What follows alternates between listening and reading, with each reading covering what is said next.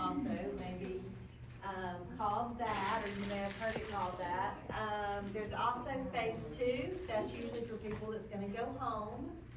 They'll go to phase 1 first, and then they'll go to phase 2, kind of like a step down before they go home. People that are being admitted to the hospital will not go to phase 2 because they're not going home. They'll just go straight from PACU, phase 1 to the floor that they're being admitted to. All right? So as they're coming into PACU, phase 1, they've been notified before. We don't just show up with the patient from surgery. We let them know we're coming because lots of times they're going to have different equipment ready and set up before we get in there for this patient. Then the OR nurse is going to give a handoff of care to the PACU nurse. And again, I cannot stress it enough. They're going to talk about obviously the procedure, what kind of incision, what kind of dressing, the drains, the catheter, any packing, all of that stuff should be given in handoff of care, okay? Also blood loss and all of that's really important too. Then the PACU nurse is going to do an Aldrete score. Does anybody know what a modified Aldrete score is? Is that similar to a common score? Like, It's not. okay. Modified Aldrete score is used just in PACU, and it is, I've got a picture of one. The patients have to meet certain criteria before they can be discharged from PACU, okay? So whether they're going home or they're going to the floor, they have to meet a certain criteria to leave phase 1, which is the very first phase of PACU when they come in. Right, and it's usually going to be greater than a 9, and it's based on their pre-op evaluation. That's why it's so important to get a baseline, because their blood pressure and all of that, you'll see in just a second, is based on that pre-op baseline. Based on the pre-op assessment. If we want them to move all 4 extremities, but if they couldn't move 4 extremities to begin with, are we going to expect them to move 4 after surgery? No. So that's why the baseline is so important. And then we've got to prioritize. Before they even get to the Aldrete score, what do you think is the number 1 most important thing, ding, ding, ding, as the patients roll into PACU? Are they breathing? Are they breathing? So we've got to assess what? Their airway. Airway, airway, airway. If y'all don't remember anything else, airway, okay? Because that, you'll see that again. If a patient's not breathing or they don't have a patent airway, nothing else matters, right? Yeah, we want them to have a heart rhythm too, but first we've got to see, are they breathing? Do they have a patent airway? Then we're gonna hook them to oxygen, put them on the monitor, all of that stuff, okay? But if they're not breathing, nothing else is gonna matter. All right, so we've got the discharge handoff of care. We're not this yet, but the PACU nurse will give another handoff of care to the floor nurse as they're going. That's what that means right there. So to the acute care nursing unit, that's just any nursing unit that the patient's going to, will get also the same handoff of care, and then anything else that they did in PACU will be told to that nursing unit, the nurse on the nursing unit. Did you say what the R score and the same score were? I'm not gonna talk about the PARS. That's not as important as the Aldrete score. Okay. What about the same? Nope, I'm not gonna talk about that either. You won't see that as often. The Aldrete score is universal. You'll see that pretty much everywhere. Okay, so here's the Aldrete score, or the modified Aldrete score. So make sure that you take note of what the criteria is. Really important to know this. They have to meet greater than a 9. But now if they were not greater than a 9 before surgery, we're not gonna expect them to be greater than a 9 post-op. We want them to be as close as possible. We want them to be at their baseline, okay?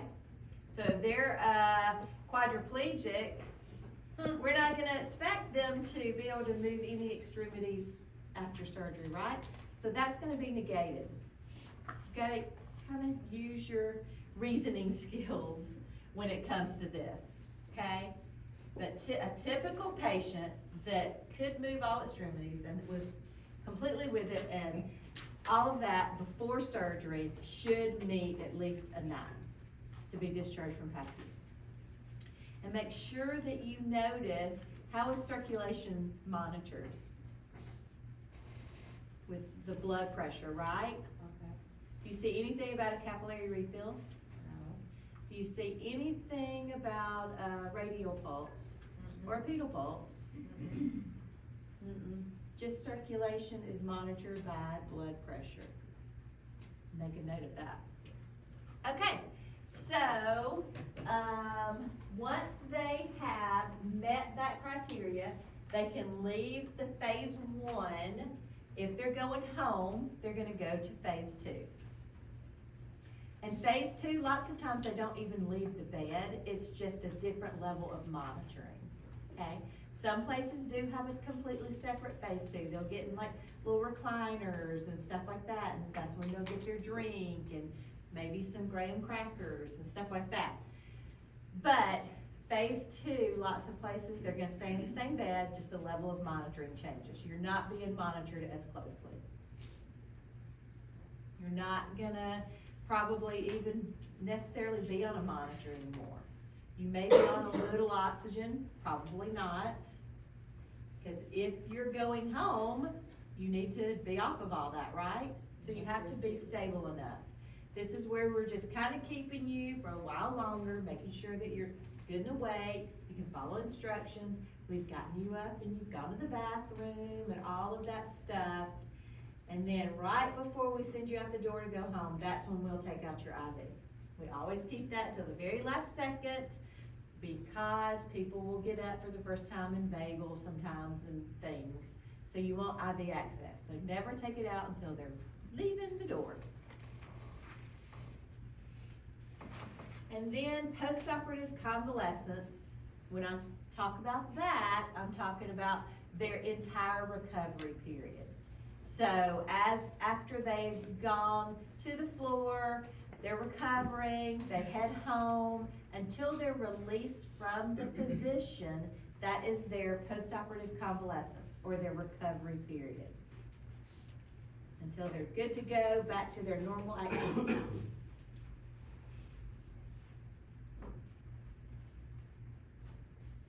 Any confusion or questions about phase 1, phase 2, post-op, surgical care, or convalescence? Does everybody understand the difference in all these phases? Okay. Alright, so your post-operative nursing unit, once they've rolled out, they've met that greater than 9, they can leave PACU, you've gone up to the floor now. As soon as that patient rolls in, what's the first thing you need to be assessing? Airway. Airway. You've got to make sure that they have a patent airway because these patients can occlude very quickly. Could be the way they're laying, they have, typically they're gonna have their gag reflex back, but they're still very sleepy, and so they can lose that airway quickly just by simply the positioning of their head. Okay, so you've got to really monitor that. And their respirations. Lots of times if they're not breathing, you can just lift up on their jaw, reposition, and they'll start breathing. So airway is the most important. Circulation too. We want to make sure they have a heartbeat, but airway. Then we want to be checking their temp because we want to make sure they're not hypothermic. If they are, we want to continue warming them. But also we want to make sure that they don't have a really high temp and signs and symptoms of malignant hyperthermia. Because remember I told you that typically if it's going to happen in the OR, but it can happen immediately post-op, within a couple of hours. Right, and we're also going to be looking at their fluid and electrolyte balance. Typically they're going to be on fluids. for a while, at least for 8 to 10 hours post-op. And then we may saline lock their IV, depending on their status.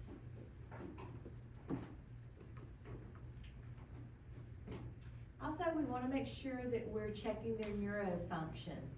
How are we gonna do that? Do we have to do like the big neuro assessment and all that stuff to check neurofunction? How can we check neurofunction? Name, age, range year. Yes, just talking to them. Do they wake up? Do they respond appropriately? Can they follow instructions? Again, we're looking at their skin integrity, we're checking that wound, making sure that it's, you know, the dressing's not saturated. Typically, immediately post-op, you're not gonna take that dressing off and put a new one on, you're just gonna reinforce the one that's there. Surgeons get really ticky-tacky about you taking off their dressing until they're ready for you to take it off.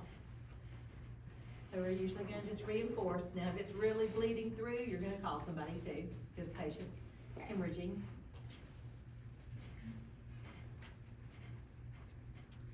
Alrighty, also, what are we gonna look at with that? If it's open, sometimes we just staple wounds and leave them open, we don't put a dressing on them. So what are we looking at with that wound? What do we wanna make sure? Staples are intact. Yeah, that the staples are intact and that the wound edges are what? Together, approximated. What if they're not? What if an area has popped open? What is that called? A dehiscence, yes. What if a lot of it's popped open and now you've got organ, a loop of bowel protruding or something? What's that called? Hmm? Oh, a doctor. It's called a doctor. It's called evisceration. Make sure y'all know that. An evisceration is when the wound has opened up, not just opened up, but there's organ protruding through it.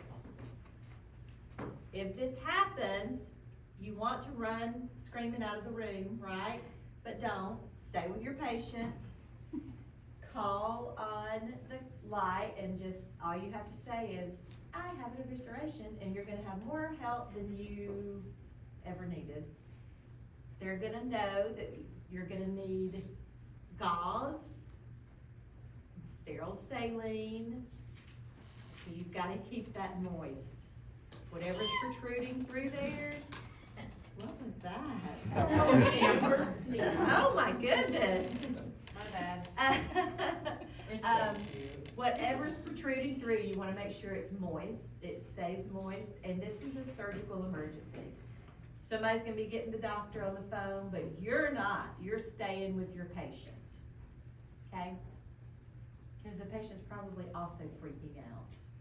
I'm screaming, I'm scared too. Yes, right. I'm as scared as you are. Okay, so then off they go to surgery. All right, so we're also looking at their metabolism. So, you know, are they metabolizing the anesthetic agents like we want them to? The way we're gonna know this, are we gonna check liver function? Probably not, but we're gonna know that they're still really sleepy and that it doesn't seem like they can stay awake, so they're not metabolizing it as quickly. And again, depending on the patient, it may take longer for them, especially older patients. We're also gonna be checking their GU function, making sure that they have voided. Typically, if they have a Foley catheter, we're gonna take it out in the operating room if possible. If not, they will just keep it for a very short while, and then we try to get that catheter out as soon as possible. Why are we doing that? To decrease what? Infection. Yeah, chances of infection. But then once we do take it out, what do we need to make sure of? Yes, that they can void. We're usually gonna give them, it depends on the surgeon, but it's usually anywhere from 6 to 8 hours. We'll give them to be able to void on their own.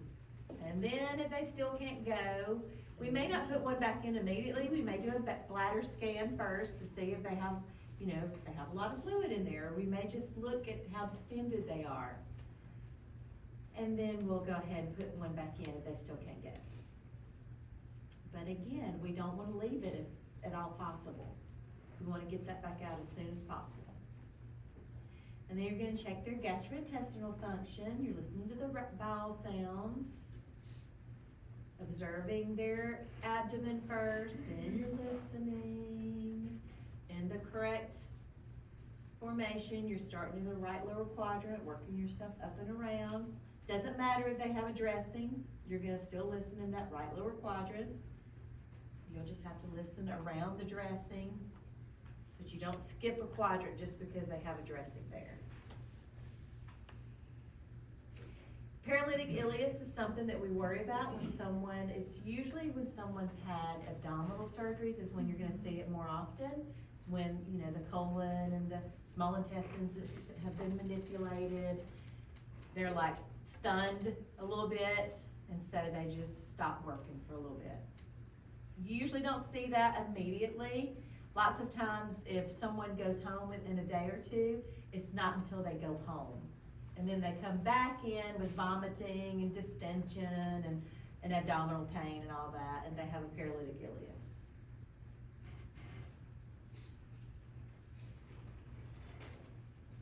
And what are you gonna hear as far as bowel sounds if someone has a paralytic ileus? Nothing. Or super duper hypoactive. And then you always wanna make sure postoperatively that you're keeping these patients comfortable, so you don't wanna withhold pain medicine, because if you're not keeping them comfortable, what are they not gonna wanna do?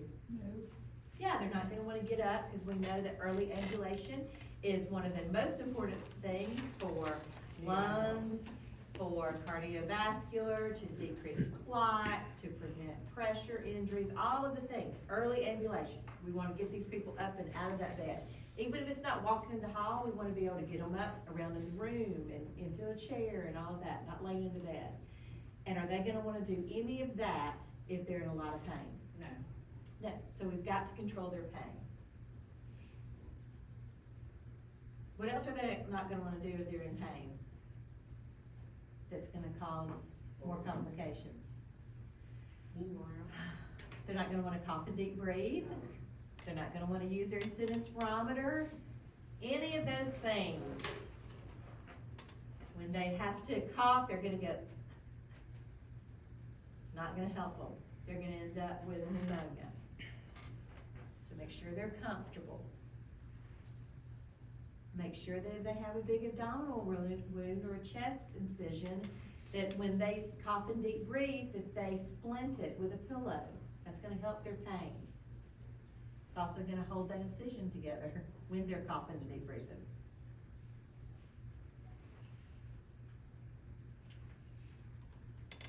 All right, so we skipped a little bit. We're gonna maintain their respiratory function, make sure that they are coughing and deep breathing and all the things, because everybody that has surgery has a little bit of atelectasis when they come out. So it means those alveoli have gotten kind of sticky and collapsed down, and that's just because even though you're on a ventilator during surgery, we've got general anesthesia, your lungs are not expanding like normal. So they get a little sticky, the alveoli can. So everybody, no matter age, health, whatever, has a tiny bit of atelectasis, some worse than others, when they come out of surgery. That's why it's important to make sure that they're doing their lung exercises and that you're encouraging those. And we're gonna prevent circulatory complications. What's something that you can think of just quickly? Circulatory. Blood clots? Blood clots, yes, you wanna make sure that as long as they're still immobile, that those SCDs are on all of the time. What's some other things that we're gonna do to prevent blood clots? Moving, yes, moving. Do we wanna keep the SCDs on if they're getting up and moving? No, we don't. They'll trip and fall. They'll have a whole nother issue, but Yes, keep them on until they're moving, get them up and moving. What's something else that we can do to help prevent clots? Blood thinners, is there any, like Lebanon? We're not gonna massage, we can do blood thinners, yes, but what about just hydrating? Keep the patient hydrated. If they can drink fluids, get them to drink fluids. Until they're drinking fluids, they need to have IV fluids going. Hydration will go a long ways to keep that blood from clotting, from, keeping it nice and thin.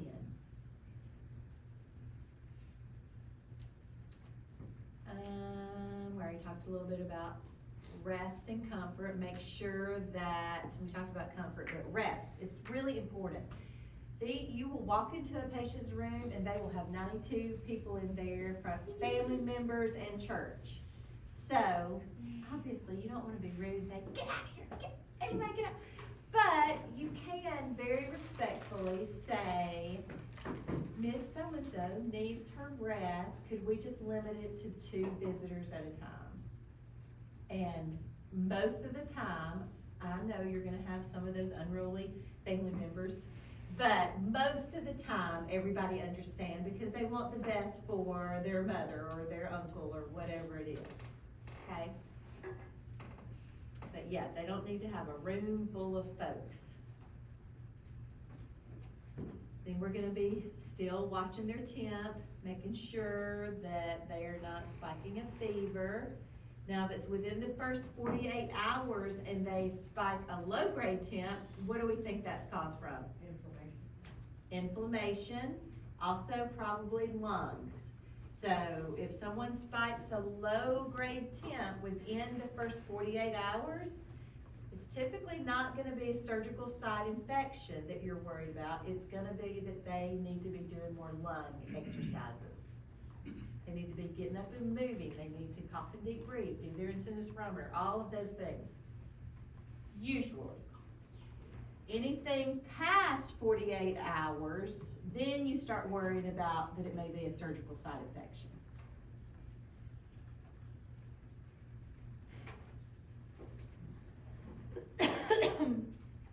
All right, and then again, we're still maintaining neurofunction, making sure that what they were should be improving or staying the same. It shouldn't be going backwards.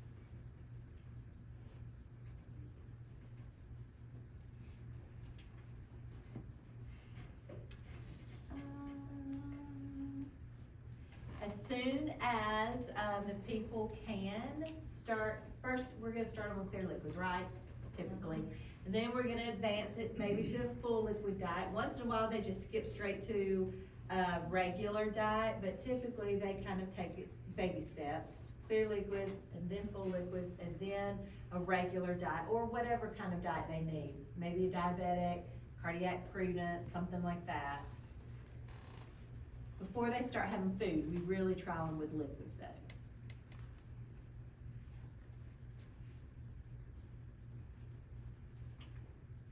All right, so some post-op complications that you may have would be respiratory. We've already talked about what you can do for respiratory complications, how you're gonna prevent it.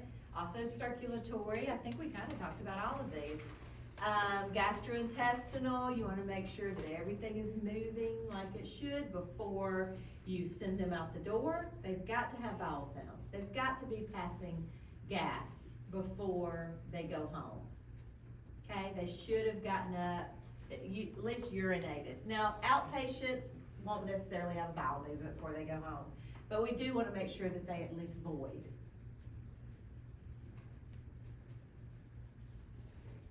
We also wanna make sure that we're looking at their skin, making sure it doesn't look like they're getting any breakdown, tissue compromised, that their incision is together, it's looking like it should. And we're also checking their nervous system. So what do we mean by that? What do you think? Level of consciousness. Well, kind of. You're checking all of those things, all of their movement, their ability to get up and move and act appropriately, move their extremities appropriately, respond appropriately.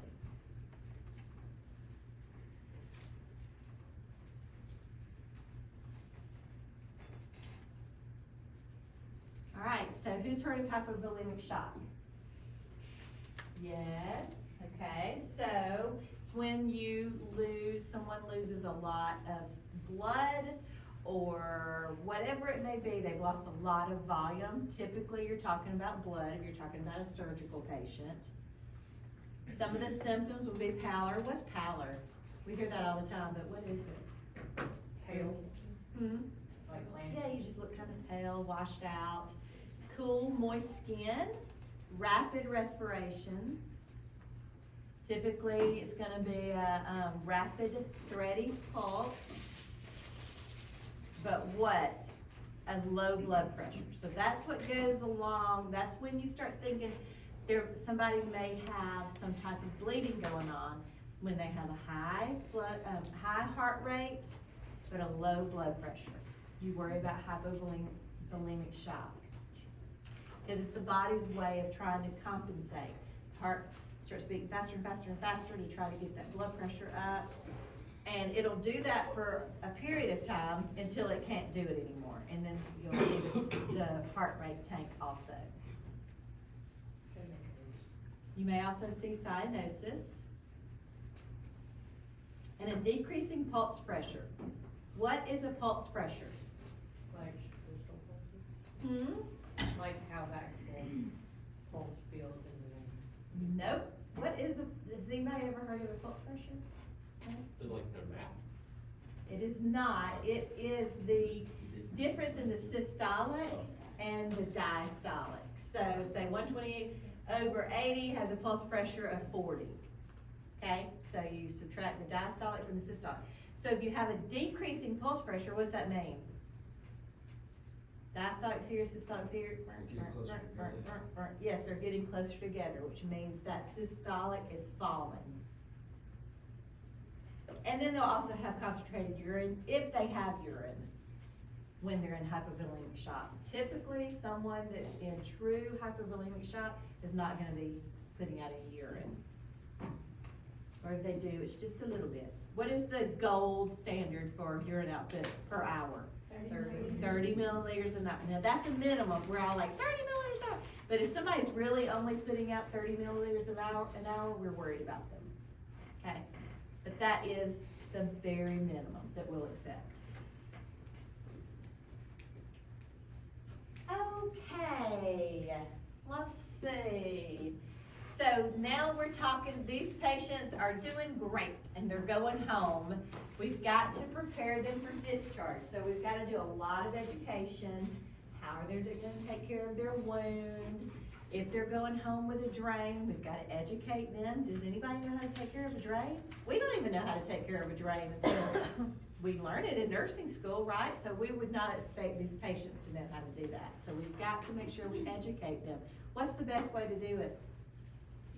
Teach back. Teach back method is the best way to educate these patients because you teach it to them, you tell them, and then you make them tell it back to you or show you again. I'm gonna empty the drain, now I want you to empty it, okay?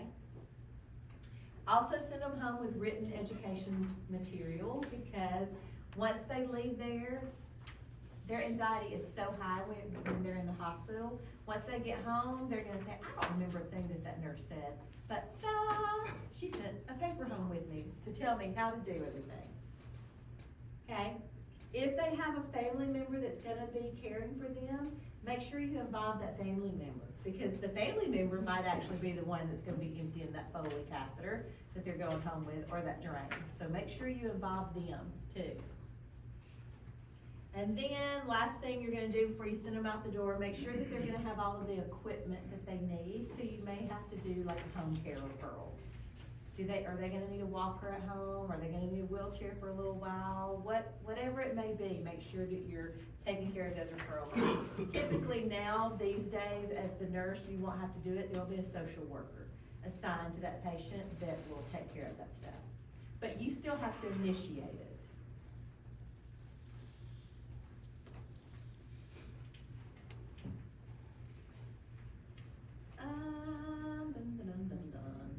We kind of already talked about all that. Okay, so some safety guidelines you want to keep in mind. When someone has certain surgeries, you want them to avoid coughing and deep breathing and all of that. So it's usually like spinal surgeries, eye surgeries, brain surgery. They may need to avoid the coughing and deep breathing, because why? What would that do? Shake the head. It increases the intracranial pressure, right? Or the intraocular pressure if they had eye surgery. So we typically, even though we want everybody to cough and deep breathe, we want to avoid a lot of it with these people, okay? Bariatric patients are they gonna breathe well? We think about sitting their head up to expand their lungs. What's gonna happen with a bariatric patient if you sit them up in the bed in Fowler's? And you can't breathe because of too. They're gonna be squished. They're gonna be squished in half, cause their belly's gonna meet their chest and all of that, and so they're not gonna be able to breathe well. So you need to, the best way is gonna be reverse Trendelenburg or sideline for these bariatric patients for lung expansion. What's reverse Trendelenburg? When there's, you gotta Yeah. go Feet slow. down. Feet down, head up. All right, and then we want to make sure that we're monitoring for any signs of thrombosis, pain, tears, redness. Are we gonna massage a calf ever? No. No, we're not gonna ever massage a calf. Are we gonna massage bony prominences? No, we're not gonna massage bony prominences either. Even if it's red and it looks like it's starting, you think, oh, it needs some circulation. Do not massage that bony prominence, it'll cause breakdown. Okay, boom, that's it. Okay, so one thing that when I was talking about pregnancy, I thought about it a few minutes way past it. I just wanna remind y'all that, in case those that don't know, if there is a young person that is pregnant or they are married, they are allowed to sign their own consents, okay? Because they're considered an emancipated minor. Even if they're a minor, in the state of Alabama, it's 19, most places it's 18. But even if they are 16 and they are pregnant, have a child, or they're married, they are considered an adult. They can sign their own consents. I forgot to tell y'all that when I was talking about pregnancy. No, I think there's been some 15-year-olds that I can think of, so I don't know what the cutoff is. Yeah, I don't know what the cutoff is, but just know that they do not have to be an adult to sign their consent, if any of those things. They're pregnant, a baby, or they're married. I wish I